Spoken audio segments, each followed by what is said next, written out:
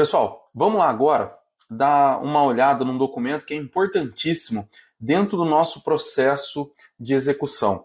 Vocês estão percebendo que nós estamos falando de execução de obra aqui e até agora nós não falamos de traço de massa, cimento, bloco estrutural, concreto armado, nem nada disso. Por quê?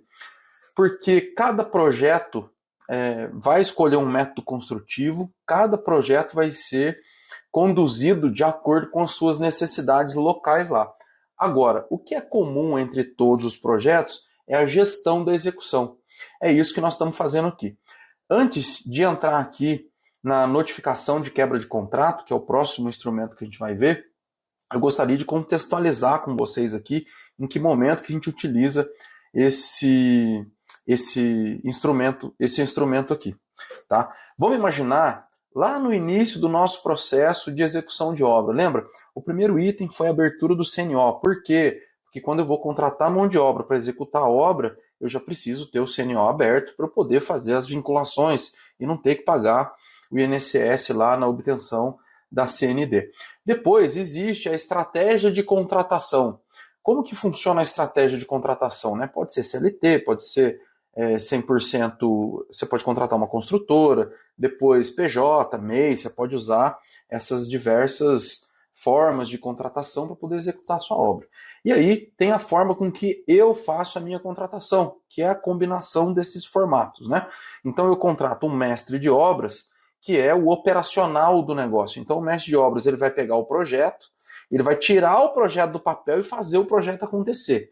Para ele poder fazer o projeto acontecer, ele precisa de mão de obra.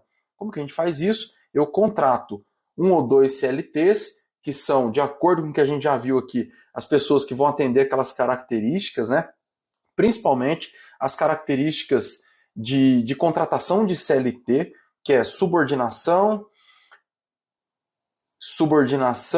onerosidade, pessoalidade, tem uma outra lá que eu esqueci, enfim. São as pessoas que vão ficar do começo ao fim da obra. Contrata normalmente 2 que vão fazer os trabalhos ali do dia a dia. Junto com esses funcionários CLT, eu normalmente contrato MEI para poder fazer a elétrica, um MEI para poder fazer a serralheria, contrato uma empreiteira para fazer a alvenaria, uma empreiteira para montar a laje, faço essas contratações e para trazer todo esse pessoal para cá, né? Eu utilizo o contrato que nós acabamos de ver de prestação de serviço. A gente já viu o contrato de prestação de serviço. Muito bem. Thiago, e como que eu verifico se a obra está sendo bem executada? Bom, a gente tem um cronograma de visitas de supervisão. Lembra? A gente tem a coordenação da execução na mão do mestre de obras e a supervisão na mão do escritório de engenharia. Muito bem. Então vamos imaginar que nós fizemos lá o contrato com a alvenaria, empreiteira de alvenaria. Exemplificamos, descrevemos todo o trabalho do contrato lá e o pessoal começou a executar a alvenaria. Só que lá no campo alvenaria, se a gente voltar lá no cronograma, tem a visita lá do engenheiro, que é a supervisão, que vai ver se o mestre de obra está coordenando aquele trabalho e se o trabalho está sendo executado de acordo com o contrato. A gente cria essa estrutura justamente para fazer tudo isso acontecer. E aí, durante a inspeção lá, ele verifica, peraí, cara, essa alvenaria ela não está bem executada. Está faltando massa aqui entre os blocos, né? Ou então tem bloco encostando em bloco. No caso do concreto armado, tem cheio de pilar lá com bicheira, que a gente fala, né? Que é onde, de repente, o concreto não é vibrado. Identifica umas patologias lá. O que o pessoal de engenharia vai fazer? Vai comunicar a gente. E o que nós vamos fazer? Nós vamos utilizar, então, uma notificação de quebra de contrato. Vejam que nós estamos criando um sistema de gestão de contratados para a gente poder fazer a execução da nossa obra, certo? Vamos lá então, vamos dar uma lida aqui na notificação de quebra de contrato, levando em consideração que nós fizemos o contrato de prestação de serviço, o contrato foi descumprido, nós percebemos isso, ou nós mesmos visitando a obra, ou de repente o pessoal de engenharia, ou o próprio mestre de obra, né? Fala para a gente, cara, o negócio aqui não está legal, não está de acordo com o que nós contratamos. Maravilha, então nós vamos notificar essa empresa. Se o trabalho for bem executado, não tem notificação, mas esse aqui é um instrumento bom para a gente usar para corrigir desvios, tá? Então vamos lá. Notificação de quebra de contrato, com fim de ajuste de conduta, qualificação das partes, notificando e notificado, né? Somos nós e eles. Pelo presente instrumento, a contratante, na melhor forma admitida em direito, vem notificá-lo que segue. Fato. No decorrer de execução, veja aqui que é fato, não é objeto, tá? Tem uma diferença jurídica entre isso que eu não vou saber explicar agora, mas existe Normalmente o contrato começa com um objeto, esse aqui começa com um fato, tá? No decorrer da execução dos serviços contratados no canteiro de obras localizado ao endereço tal, tem que ser o mesmo endereço do contrato, né, por favor, foi identificada a execução inadequada do serviço especificamente. E aí você pega a tabelinha de atividade do jeito que a gente colocou lá no contrato, ou da maneira que você tiver colocado lá, transcreve ela para cá, e aí você identifica a etapa que não está sendo bem executada, e aí aqui na inadequação você faz um comentário sobre a inadequação. Tá?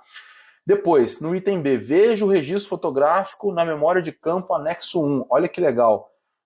A gente cria uma estrutura, então, que a gente vai chamar aqui de anexo 1, registro fotográfico da inadequação identificada, e cria aqui um campo para a gente poder tirar foto do desvio lá e trazer para cá, tá ok? Deixa eu subir isso aqui, que eu vi que está assim agora aqui. Isso. Olha aí. Certinho. Então a gente leva lá para o anexo 1, tá? Tal situação pode danificar o conduíte, aqui no caso o exemplo era de elétrica, né? Configurado o descumprimento das obrigações previstas no contrato de prestação de serviço, especialmente na cláusula que trata da qualidade técnica, prazo, conformidade com o projeto. Fundamentação. Nos termos da cláusula 3 das obrigações da contratada, do contrato de prestação de serviço, a contratada compromete-se a. Então é importante, a hora que você estiver revisando isso aqui lá com o pessoal seu de RH e com o advogado, lembrar de fazer essas vinculações. Se de repente no contrato lá se alterou alguma coisa, mudou o número da cláusula, tem que acertar aqui, tá? Executar o serviço conforme cronograma, os projetos técnicos fornecidos pela contratante e normas técnicas aplicáveis. Garantir qualidade e exatidão nos serviços prestados. Assumir integral responsabilidade por erros de serviços executados. Esses 3 itens aqui estão lá no contrato dentro da cláusula 3. Então é com base nisso, nas obrigações da contratada, que a gente vai fazer essa notificação. Então olha como que é importante, lá na hora do contrato, a gente descrever bem as obrigações da contratada, tá? O descumprimento dessas obrigações caracteriza a quebra contratual e autoriza a contratante a notificar a contratada para que adote as medidas corretivas necessárias e evite reincidência, tá? Então isso aqui é uma notificação para ele poder corrigir o que está errado e evitar reincidência. A solicitação e prazo de adequação. Diante do exposto, a presente notificação tem por objetivo formalizar a necessidade de correção imediata dos serviços inadequados. A contratada deverá corrigir os erros identificados, conforme descrito acima, no prazo de X dias úteis a contar do recebimento dessa notificação, sem qualquer custo adicional para a contratante. Não é custo nosso. De repente, depende do erro lá, entra num acordo, a gente ajuda, né, com custo e tudo mais, mas tem que estar tudo discriminado aqui. Adequação das normas técnicas e ao contrato. Garantir que todos os serviços futuros sejam realizados de acordo com o projeto técnico, especificações fornecidas e normas técnicas aplicáveis ao canteiro de obra. Então já faz uma menção para as próximas atividades. Apresentação do registro e ajuste. A contratada deverá apresentar ao final do prazo concedido o registro das medidas corretivas adotadas e a confirmação de conclusão dos ajustes. Então se de repente eles arrumarem lá e quiserem fazer um registro fotográfico, um textinho breve informando, pede para formalizar num PDF lá, tranquilinho, e encerra isso aqui. Advertência e penalidade. A contratada está ciente que o não cumprimento das obrigações acima pode acarretar rescisão contratual. A contratante poderá rescindir o contrato imediatamente nos termos do contrato de prestação de serviço. Multa compensatória, aplicação da multa conforme previsto. Responsabilização por danos. A contratada será responsável por todo prejuízo financeiro e material decorrentes, tá? Do foro, fica eleita com marca de Taubaté. Lógico, você vai colocar a sua cidade aí, né? Com a orientação aí do seu advogado. Lógico, não faça isso aqui sozinho. Fica o instrumento justo e acordado em 2 vias de igual teor e forma.